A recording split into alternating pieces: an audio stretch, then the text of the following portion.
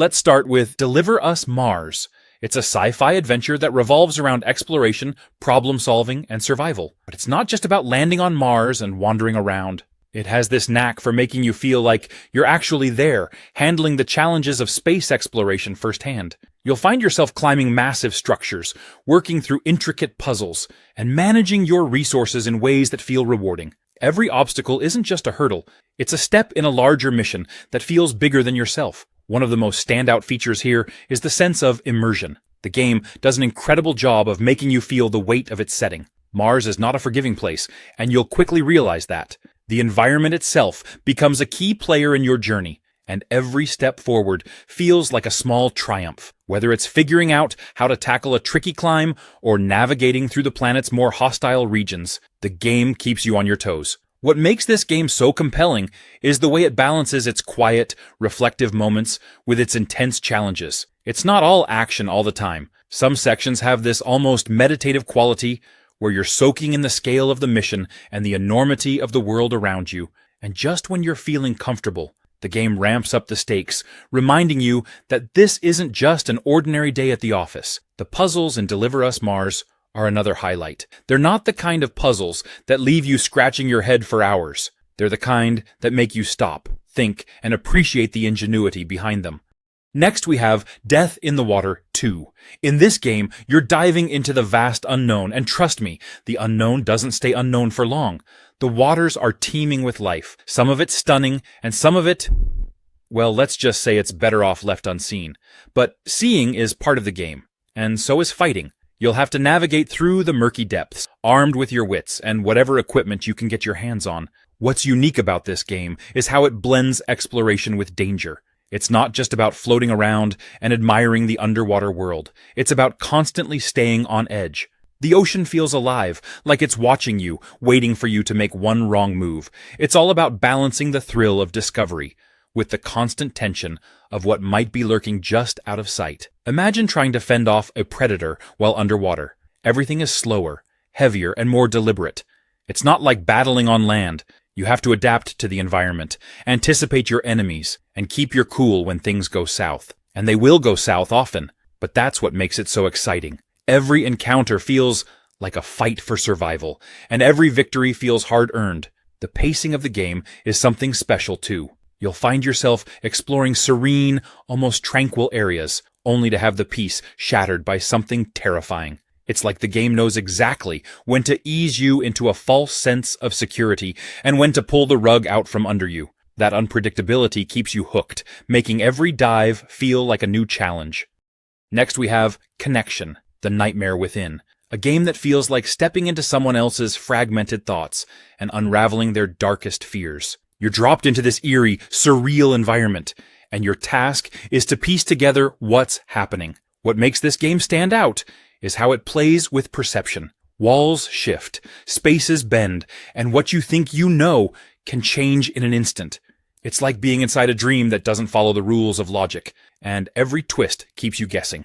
But here's the thing, it's not confusing for the sake of being confusing. Everything has a purpose, and discovering how it all fits together is incredibly satisfying. The gameplay itself strikes a balance between tense exploration and moments of reflection. It's not a high-octane thriller where you're constantly on edge, but it keeps you alert with subtle tension that builds and builds. You'll find yourself examining your surroundings, uncovering hidden clues, and solving puzzles that feel deeply connected to the game's overall theme. These aren't just find-the-key puzzles. They're layered, thoughtful, and tied directly to the world you're navigating. One of the coolest aspects of Connection is how it taps into emotions and psychology. It's not just trying to scare you or surprise you, it's trying to make you feel. There's this sense of vulnerability as you explore, almost like you're peeling back layers of someone's mind. And yet, the game also empowers you, giving you the tools to face whatever lies ahead, even if you don't fully understand it yet. Next we have Usant, a game that's all about the climb, literally. This isn't your typical action-packed adventure or sprawling open-world game. Instead, Usant takes you on a vertical journey, putting the focus squarely on the simple yet profound act of scaling a massive, mysterious tower. Sounds straightforward?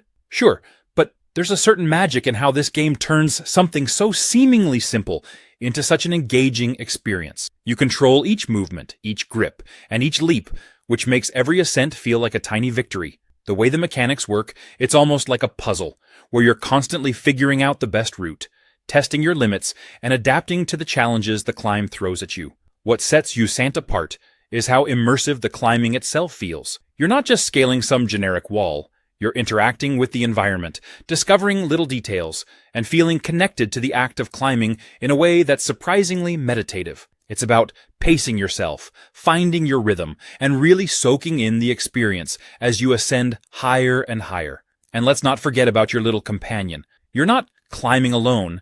There's a quirky creature by your side who adds a touch of charm and personality to the whole journey. It's not just there for show either. This little buddy has a knack for helping you out in ways that feel intuitive and clever, adding an extra layer to the gameplay. Exploration is another key part of Usant. As you climb, you'll come across these intriguing little pockets of the world that feel like they're begging to be discovered. Next we have Fist, Forged in Shadow Torch. A game that proves you don't need to reinvent the wheel to make something awesome. You just need a mechanical arm the size of a small car. This is a 2.5D Metroidvania, where you play as Rayton, a rabbit. Yes, a rabbit. But not just any rabbit, a grizzled, badass one with a massive mechanical fist. If that doesn't hook you right away, I don't know what will. What's special about Fist is how seamlessly it pulls you into its industrial diesel punk world. This isn't just a map you run around in. It's a labyrinth full of interconnected zones, shortcuts, and secrets waiting to be uncovered. Every area feels deliberate, like it's daring you to push deeper, explore every corner, and maybe, just maybe, find that one hidden pathway that connects everything in a way you didn't expect. You've got this giant mechanical fist as your main weapon, but as you progress, you unlock other tools, each with its own unique playstyle. Whether it's launching enemies into the air or pulling off ground-pounding moves, every fight feels dynamic. The game constantly encourages you to experiment and master your arsenal, which makes combat feel fresh even hours in.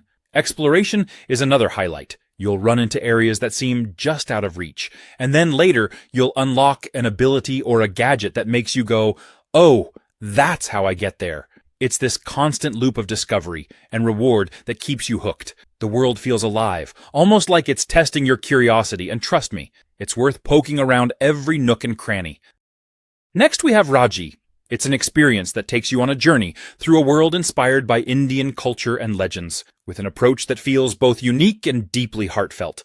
Now, the gameplay itself? It's a mix of fast-paced combat, clever platforming, and light puzzle solving, all wrapped up in a way that feels fresh. The combat is fluid and keeps you engaged without overwhelming you. You're given a set of tools to tackle your enemies, and it's all about finding your rhythm, learning how to move and strike in harmony. Battles never feel like a grind. They're moments of strategy and grace that keep you on your toes. What really keeps you hooked, though, is how the world feels alive and meaningful. Every area you visit is steeped in a sense of history and culture. Whether you're exploring ruins, scaling ancient structures, or navigating treacherous landscapes, it all feels like it belongs to a larger, connected world. Platforming also plays a big role here.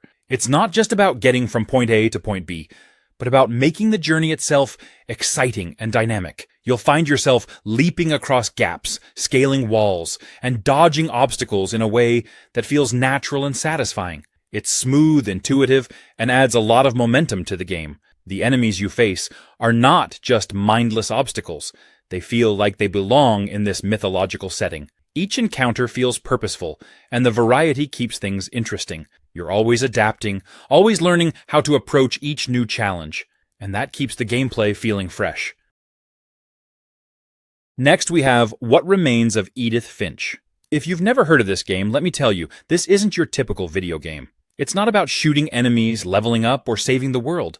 Instead, it's an exploration of life, memories, and the extraordinary in the everyday. Here's the deal. The game puts you in the shoes of Edith Finch, and she's on a journey to explore her old family home. And as you wander through this strange, sprawling mansion, you uncover stories about the Finch family, their lives, and, well, let's just say some fascinating truths about them.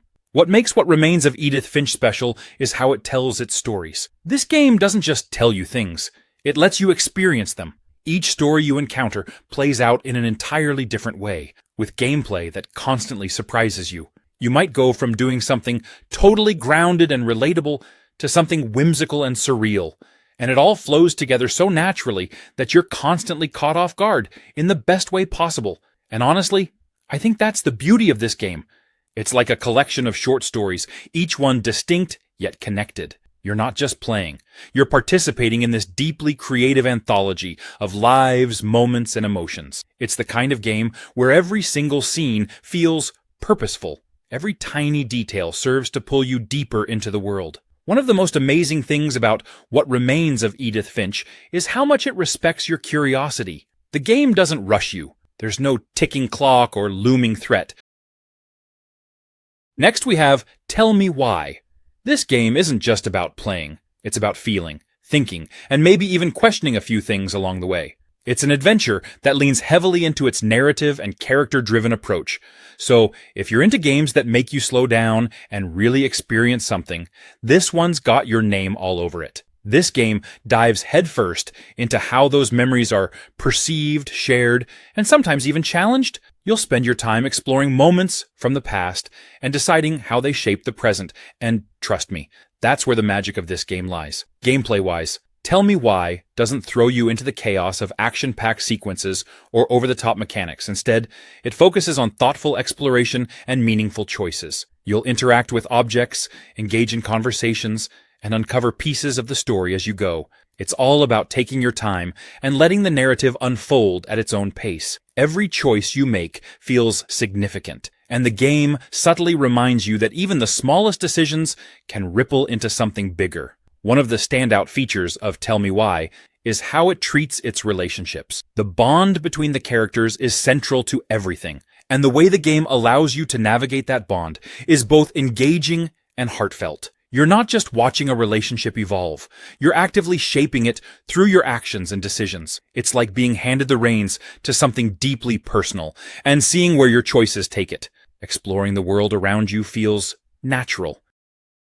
Next we have Asterigos. The game is about exploration and mastery. You'll find yourself navigating the sprawling city of Aphis, a place steeped in mystery and packed with secrets. The world here feels alive, like every corner you turn and every path you take is pulling you deeper into its lore. You'll encounter towering enemies, solve environmental puzzles, and uncover treasures that make every detour feel worth it. The combat is where the game truly shines. It's not just about swinging weapons and dodging attacks. It's about adapting. The game hands you a variety of weapons, each with its own unique playstyle, and lets you mix and match to suit how you want to take on challenges. Whether you prefer the precision of a spear, the raw power of a hammer, or the agility of dual blades, the options are there, and they all feel satisfying to master. What's really cool is how Asterigos keeps you engaged with its challenges. The enemies here aren't pushovers. They demand your attention and reward patience and skill. Boss fights, in particular, are these epic encounters that feel equal parts puzzle and test of reflexes.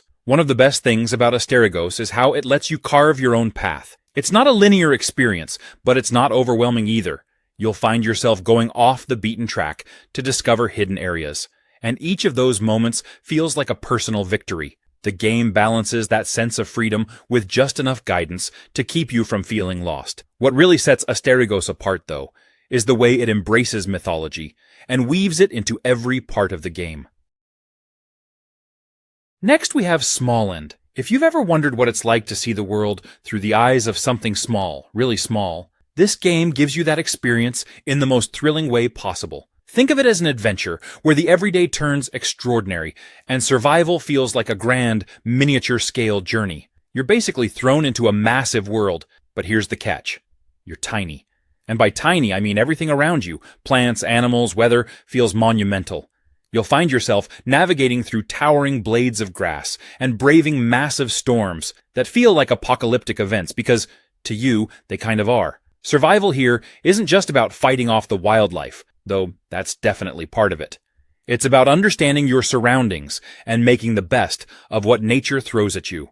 You'll forage for resources, craft tools, and build shelters, all while keeping an eye on your hunger, stamina, and health. Bugs and critters aren't just background details. They're your neighbors, your enemies, and sometimes even your allies. Each creature has its own behavior, and figuring out how to coexist or defend yourself feels like a constant puzzle that keeps you on your toes. The crafting and building in Small End are a big highlight. Everything you create feels purposeful, whether it's a cozy little shelter to hide from the rain or a piece of gear that helps you traverse a tricky part of the environment. You start to really appreciate the world in a way you wouldn't in other games.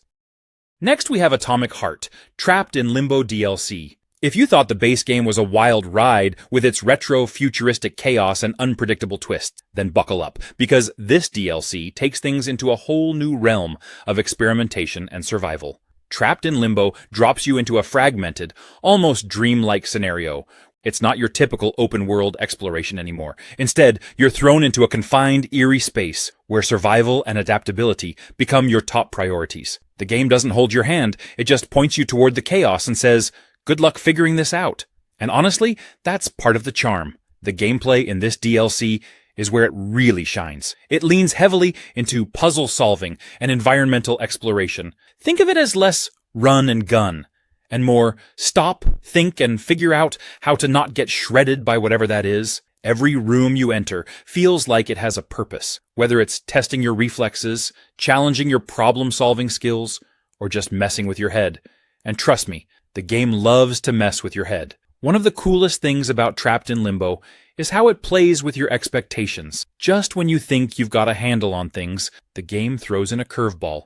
Whether it's a new mechanic, an unexpected challenge, or just an unsettling moment that makes you stop and wonder, what is happening here? It keeps you on your toes in the best way possible. Combat, of course, makes a return, but it feels more strategic this time around.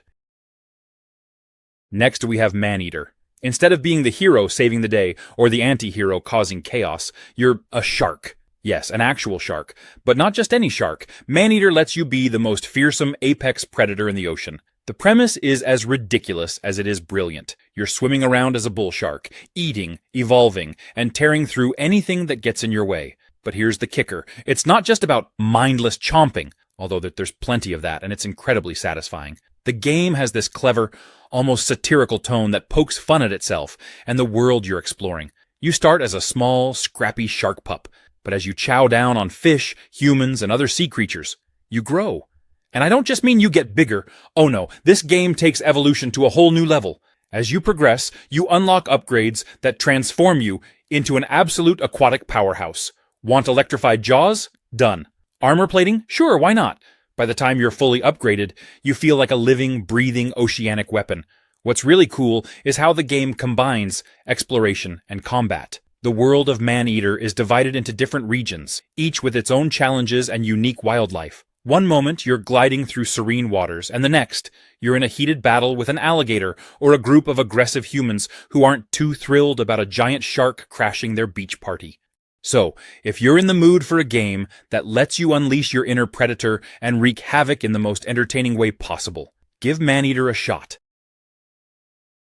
Next we have Prince of Persia, The Lost Crown. A game that feels like a love letter to the roots of the series while bringing something fresh and bold to the table. Movement feels like a dance, fluid, fast-paced, and incredibly rewarding when you string it all together. Sargon isn't just your run-of-the-mill protagonist. He's equipped with an arsenal of moves that make traversal and combat a treat. Whether you're wall running, dodging traps, or leaping across massive gaps, there's a rhythm to it that feels so satisfying. And then there's the combat. Let me tell you, it's not just about hacking and slashing your way through enemies. Every encounter demands strategy. You'll have to master dodges, parries, and combos to succeed. Enemies aren't pushovers.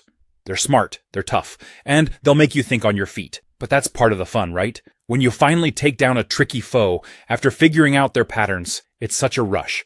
One thing that stands out about The Lost Crown is how it balances exploration and combat. The world is layered with secrets and challenges that encourage you to look beyond the obvious. It's not just about moving from point A to point B. It's about figuring out how to get there, what's hidden along the way, and how to overcome obstacles that aren't always straightforward.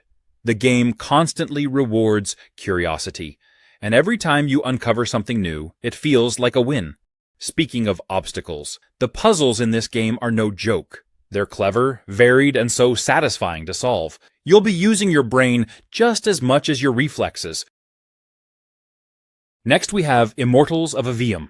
If you're tired of the usual swords, guns, or bows and arrows, then this game is going to feel like a breath of magical fresh air. It's a first-person shooter, but instead of the usual arsenal, you're slinging spells. Think of it like wielding a high-octane magic bazooka in each hand, but with finesse and strategy thrown into the mix. At its core, Immortals of Avium takes you into a world where magic isn't just some mystical force. It's woven into every aspect of life. It's called the Everwar, and magic is both the weapon and the battlefield. You play as a battle mage, someone who can manipulate this raw energy and turn it into a spectacular display of destruction and precision. You're not just surviving in this world, you're shaping it, one well-placed spell at a time.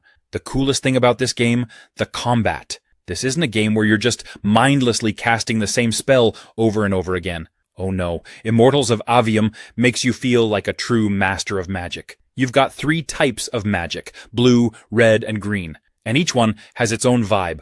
Blue magic is your precision weapon, like a sniper spell for picking off enemies from afar. Red magic, pure explosive chaos. And green magic, fast, tricky, and perfect for keeping your enemies guessing. What makes the gameplay really shine is how you combine these magical abilities. So, if you've been craving a game that takes the familiar mechanics of a shooter and flips them into something fresh, magical, and downright exhilarating, Immortals of Avium is an absolute must-play.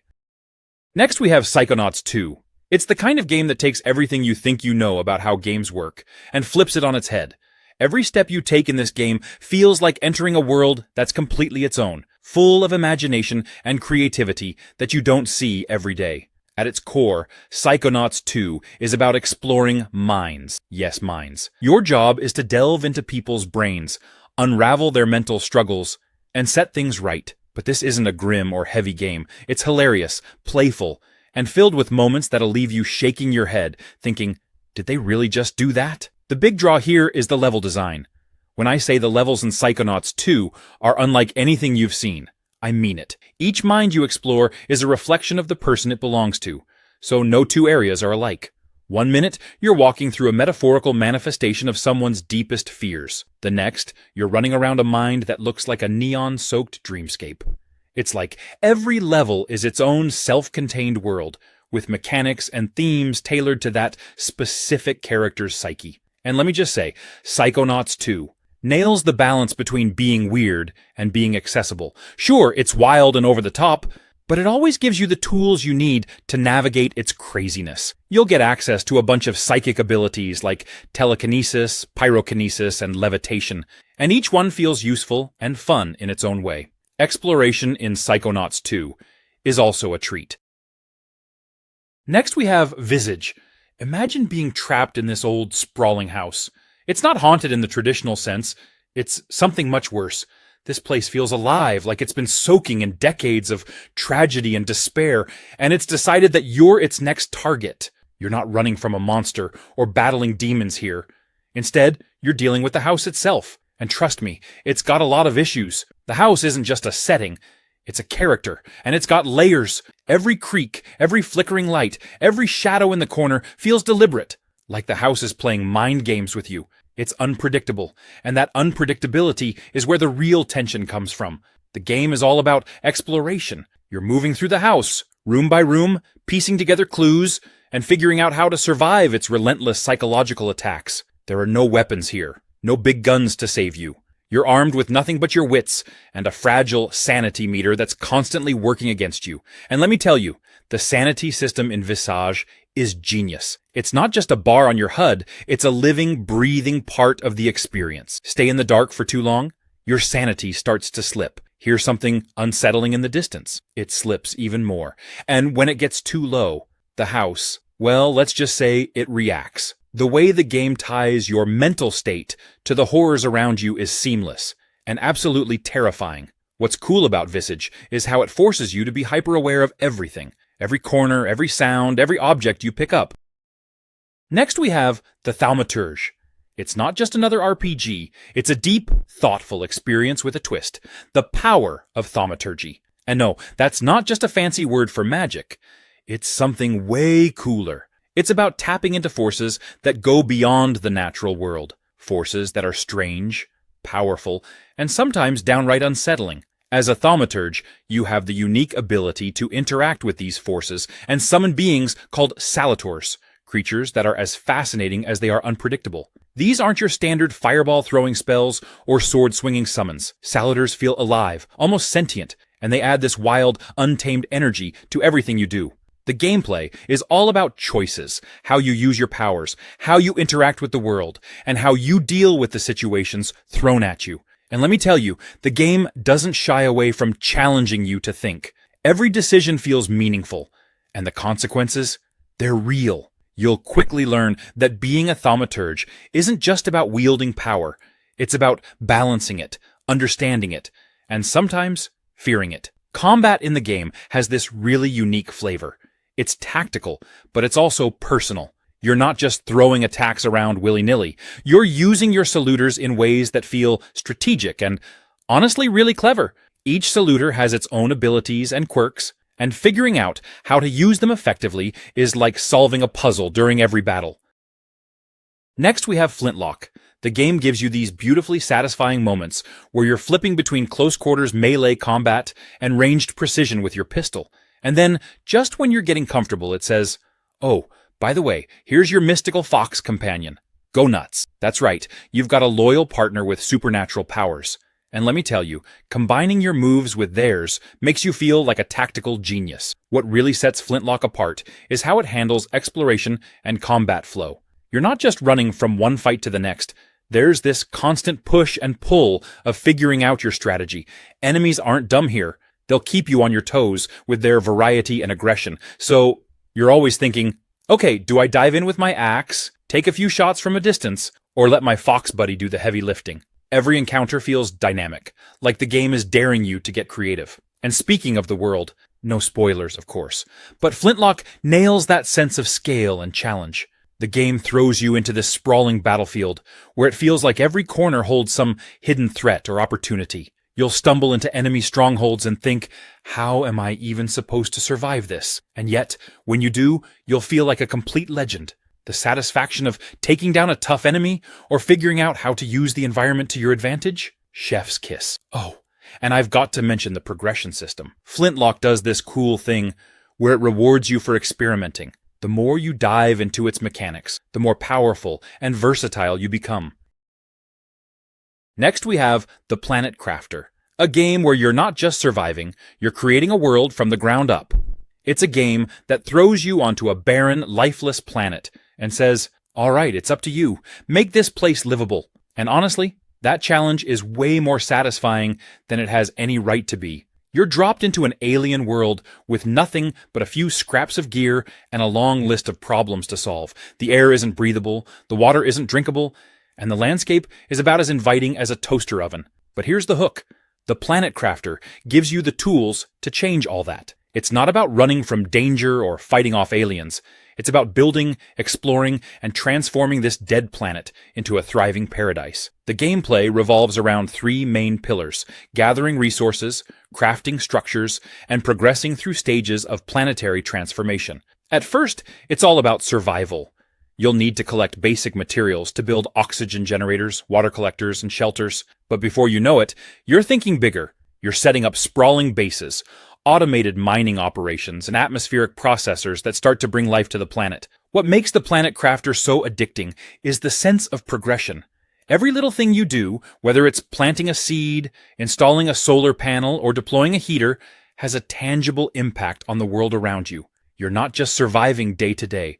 You're watching the planet change in real time. And slowly but surely, this once hostile environment becomes something beautiful. Next we have Echo. This is one of those games that feels like it was crafted in some strange secret lab, where the only rule was, let's make something nobody's ever seen before. Imagine you're in this opulent, endless palace. Like, picture a space-age Versailles.